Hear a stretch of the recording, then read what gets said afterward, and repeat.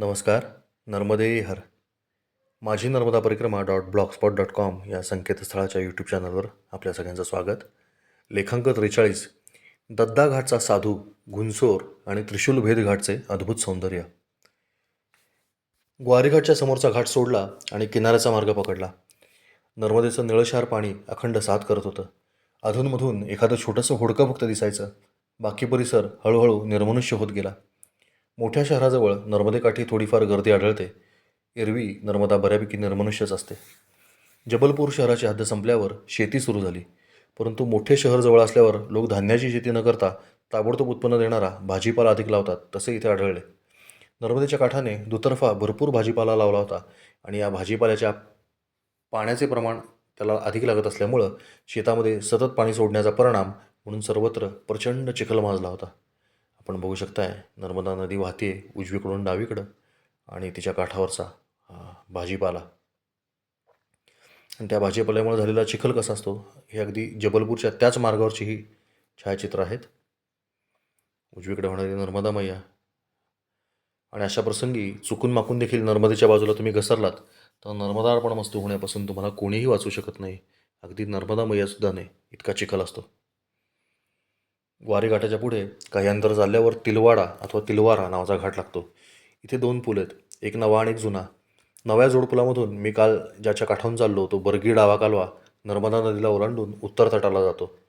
इथला मुख्य घाट समोरच्या म्हणजे उत्तर तटावर असून दक्षिण तटावर अधिकांश झाडीच दिसते.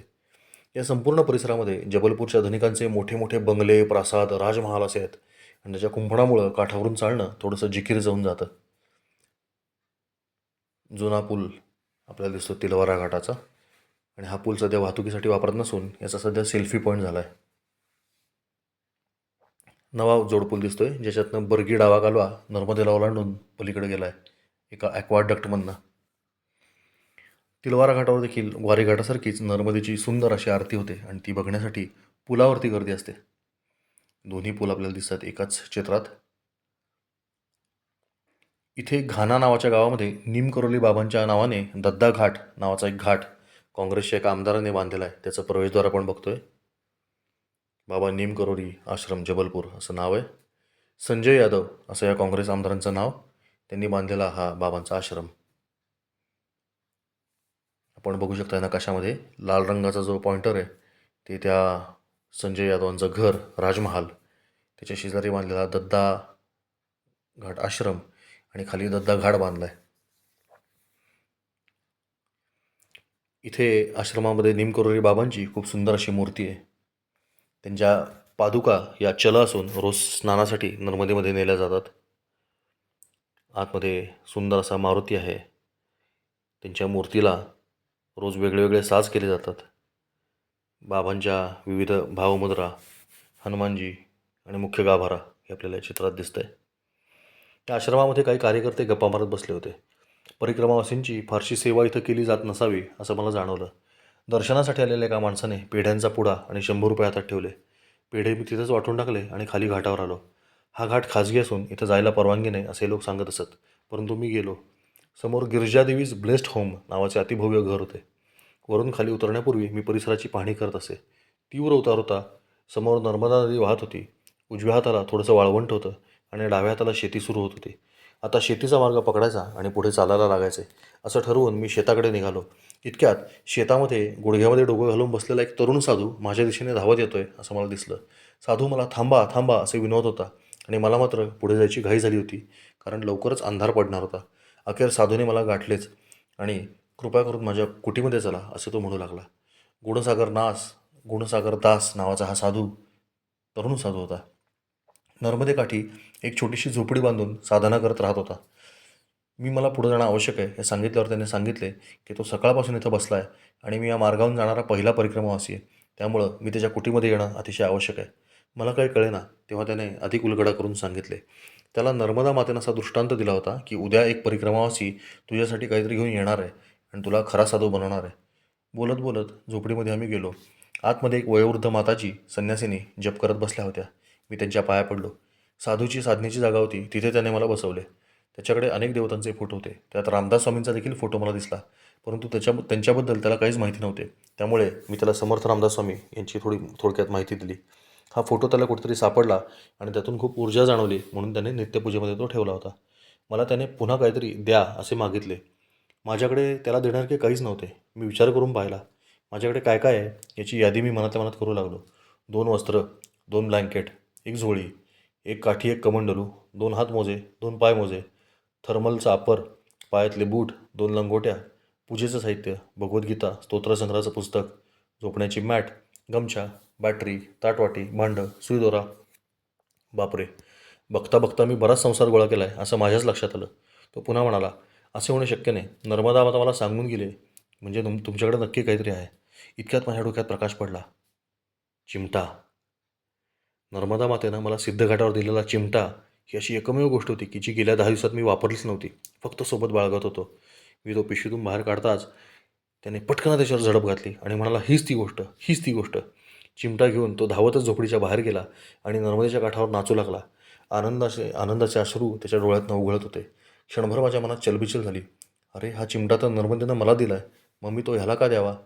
परंतु मी लगेच विचार करून पाहिला की मी काही साधू नाही, गृहस्थी आहे, आणि गृहस्थी कधी चिमटा घेऊन फिरताना पाहिले नाहीत. शिवाय नर्मदा मातेनं जर खरोखरच याला दृष्टांत दिला आहे तर तो चिमटा याला मी दिल्यानं त्याची मैयावरची श्रद्धा अधिक दृढ होणार होती. त्यामुळं मी तिथून निघू लागलो. त्याने थांबायची विनंती करून काळा चहा केला. आम्ही अनेक विषयांवर चर्चा केली. त्याच्या मनातल्या अन्य धर्माविषयीच्या काही जे समज होते, ते गैरसमज होते, ते दूर करण्यात मला यश आलं. नर्मदा मातेनं त्याला सांगितलं होतं की आज तुझा खरा साधू बनणार आहे. ते एका प्रकारे सत्यामध्ये उतरलं, कारण त्याच्या गुरूंनी त्याला सर्व काही दिलं होतं, फक्त चिमटा दिला नव्हता. आता तो साधू जमातीमध्ये फिरताना ताठ मानेनं फिरू शकणार होता.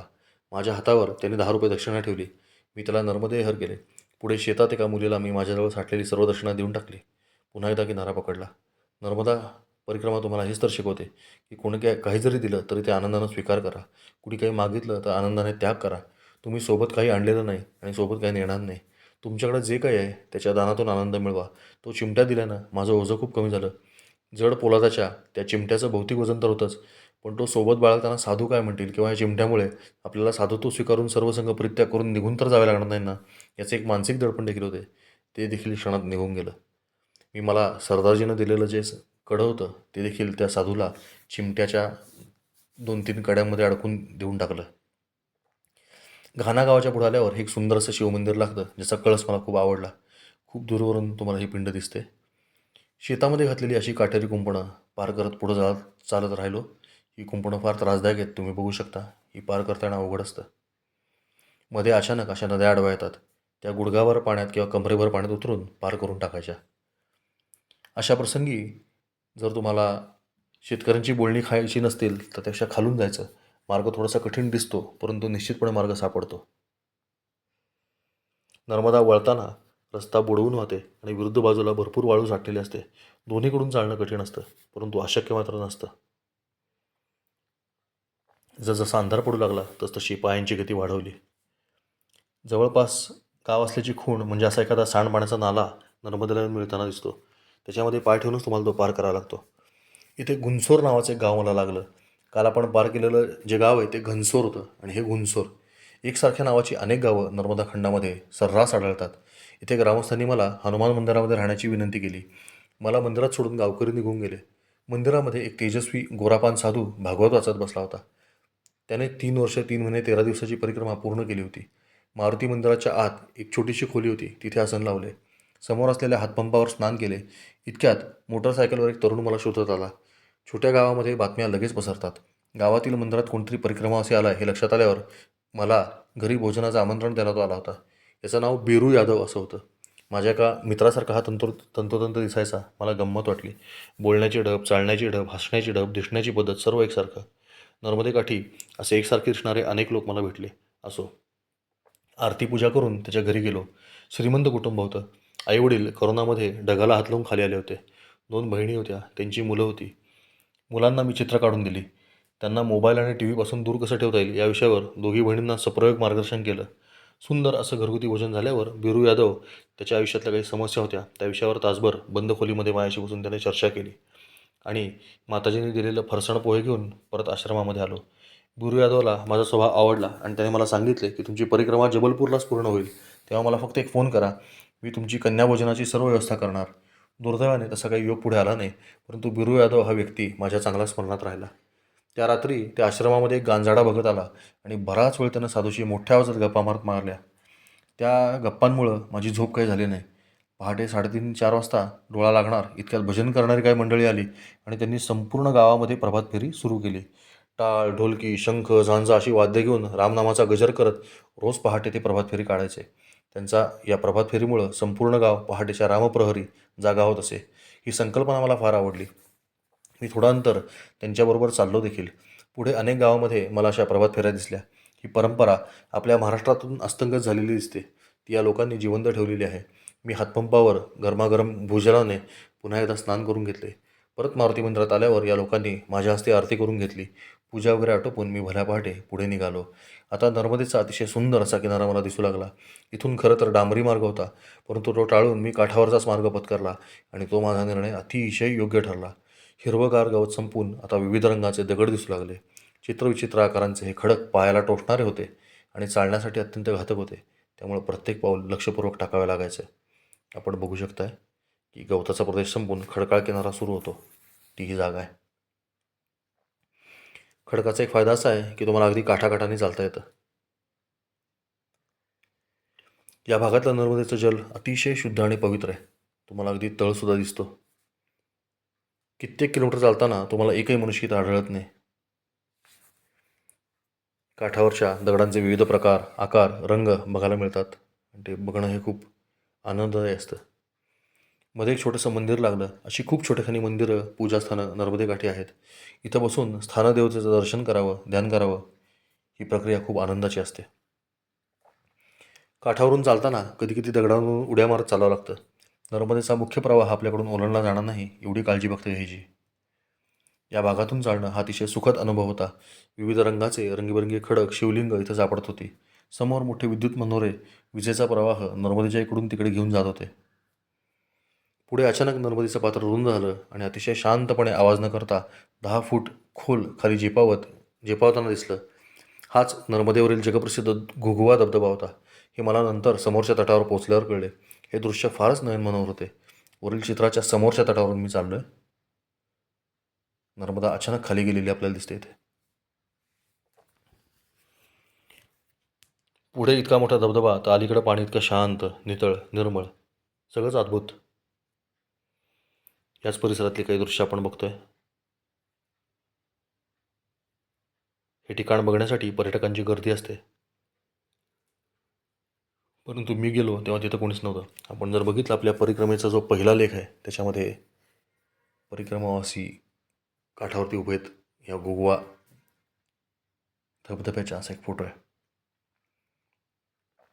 शांतपणे वाहणारी नर्मदा आणि तिच्यामध्ये तरंगणारं असं एखादं होडकं किंवा डोंगा, हे दृश्य हृदयामध्ये कायमचं कोरलं गेलेलं आहे. कारण हे नर्मदेच्या काठी खूप ठिकाणी बघितलं. पुढे अचानक असा एक नाला आडवा आला आणि नर्मदा पुराण वाचताना नंतर मला कळलं की हा देवनाला नावाची नदी होती.